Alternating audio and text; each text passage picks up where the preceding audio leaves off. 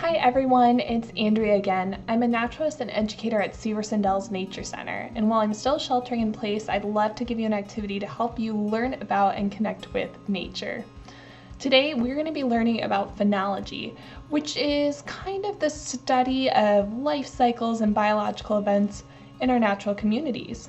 We're also going to be studying phenophases, which are certain events or stages in a plant or animal's life cycle that you can observe. And these are their annual life cycles. So not across their whole life, but across their life in a year. We are going to be specifically looking at the phenology and phenophases of an oak tree. So there's a coloring sheet that you can fill in, and you can find that if you're watching this on YouTube in a link in the description, or if you're watching this on Facebook in a link in the original post. So make sure you find that, download it, and print it, and then we can get started with this activity. I can't wait, and thanks for joining us. Now this is the finished product that we're going to get by the end of the video, and I would like to show you how we're going to start with this. This is what you probably have in front of you right now. So if you have some markers or crayons or colored pencils, really anything, feel free to get those out, and we're going to start coloring. So each one of these branches is going to look like a certain phenophase or life stage in this oak's life. So this branch represents the bare branch stage. So this is what oaks are like during the winter. This branch represents first leaf when leaves are just budding out in the spring. This branch represents when all of the leaves are out in our oaks, so most of the summer.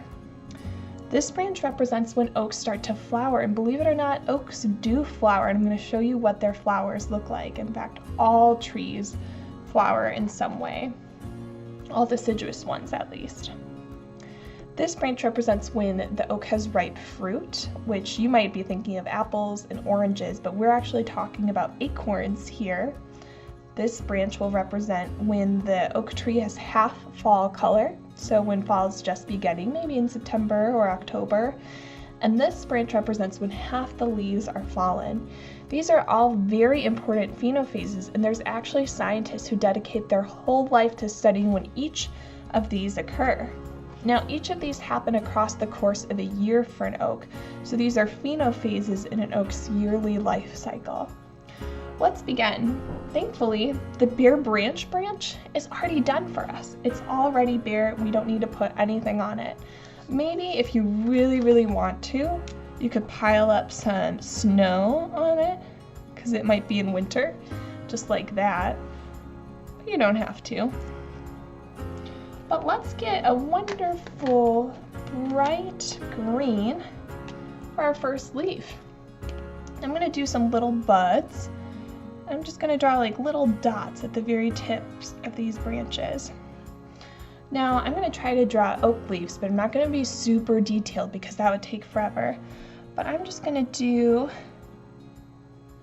one big old leaf here to represent the first leaf. So I kind of make a heart shape there. Then I make another heart shape on top of it. These bumps kind of look like the lobes on an oak leaf. I'm just going to do one bump on the top. And I'll hold that up closer to the camera so you can see that. See that oak leaf? Perfect. So that is our first leaf stage and those little buds on the end. Let's move on to the all leaf stage. So all the leaves are out. It's summer. There's probably dragonflies zooming by this oak. There might be some bees buzzing past. I'm sure there's some birds resting on this branch. That'd be so cool. Maybe there's some birds nesting in the oak too. Now, oaks are so important for ecosystems because they provide homes and foods for all different kinds of animals, especially insects. That's something we don't think about very often. Oh, I gotta get these up here. I'm gonna let my leaves run off the page a little bit. That's totally okay. So I have a leaf at the end of each branch tip, and if you wanted to and you had time, you could go in and put more leaves in, and you could fill the whole page. It could be very beautiful, and I'll show you what that looks like on one that I've already completed. So in this one, I just packed it with leaves, but you can do whatever you have time for. Great. So now that we have the all-leaf phenophase done, or at least done enough, let's move on to the flower stage. Well, there's still going to be leaves out when there's flowers out, so let's put at least one leaf at the tip of each branch.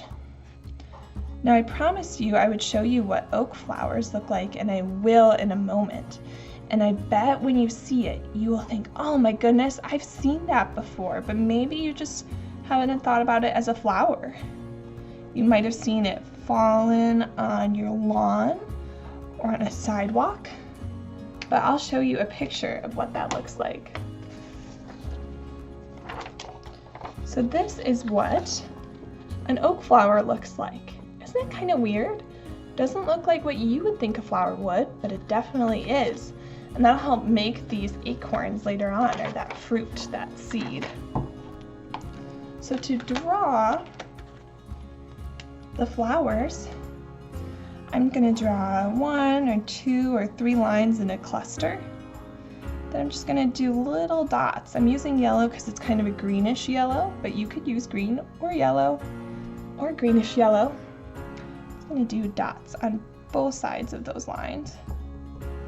And again, you could do lots of these or just a few of these, but you get the idea of it. I'll bring that up a little bit closer so you can see it. Great. Now the ripe fruit stage. Let's add a couple leaves because again, when acorns are out, the leaves are out. So I'm going to put a few of those on there. Now, do you know any animals that might eat acorns? I bet you've heard that squirrels eat acorns. They certainly do. Blue jays will also eat acorns, and they can hold a ton of them in their mouth and throat at a time, which is pretty cool. Other birds will eat them, and they need really strong beaks to crack them open. Insects will eat acorns. It's really quite amazing how many different kinds of animals oak trees feed with them. I'm just going to pick out a brown, any old shade will do. And because it's so small, I'm not going to get too worried about details. I'm just going to do some teardrop shapes or some diamond shapes at the tip of each leaf. And you can add some clusters of acorns. Usually they're in groups of like 1 or 2, sometimes 3. So I'll just do that on this branch. Great. Let me show you what that looks like. There is our ripe fruit phenophase all completed. All right, now for the half fall leaf color, we should think about what color oak leaves turn in the fall. Do you know? Well, oak leaves don't really turn bright orange or yellow or red. Most of the time they're a dull brown, but we're only doing half of that. So I'm going to fill in half of these branch tips with the green leaves I was doing before. It's going to overlap a little bit with the ripe fruit leaves, but that's okay. Leaves overlap in nature.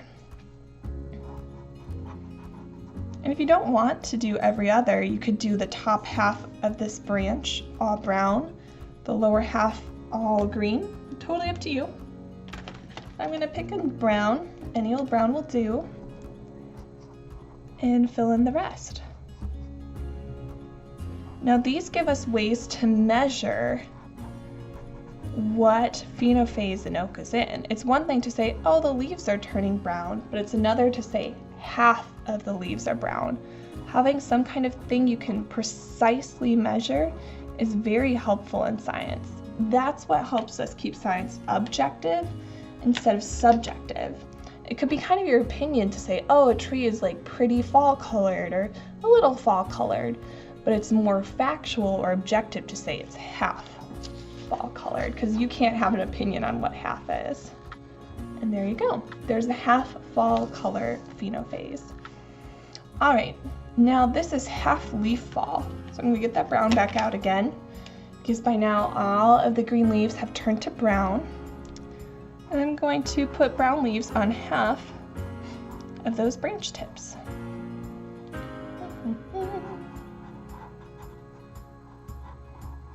Great. All right.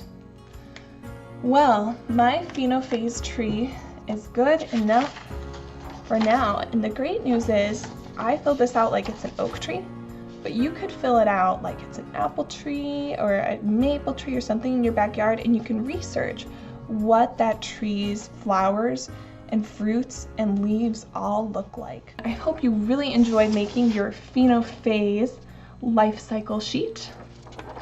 I would love to see your creations in the comments below wherever this is posted. Now, if you thought this was super cool and you want to learn more about phenology and phenophases, I highly recommend you check out our website, seversondells.com, and look at our citizen science projects. We have people going out there and actively studying these things with our Project Budburst team. And anyone can help, whether you're a family, a kid, an adult, a retiree, we need your help. And the reason is, we're thinking that as our seasons shift and change, plants and animal cycles might be thrown off a little bit. And kids, to help you understand that, that's kind of like how you have a cycle when you sleep at nighttime. But if you were to fly to Japan, night would be at a different time than it is wherever you're living now. So your sleep cycle would be totally thrown off and you'd feel kind of out of whack.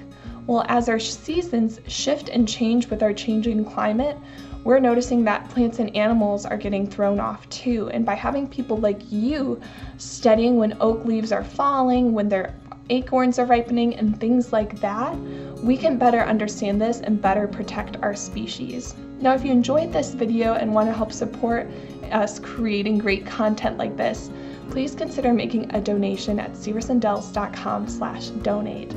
Thank you, have a great day, and stay safe out there.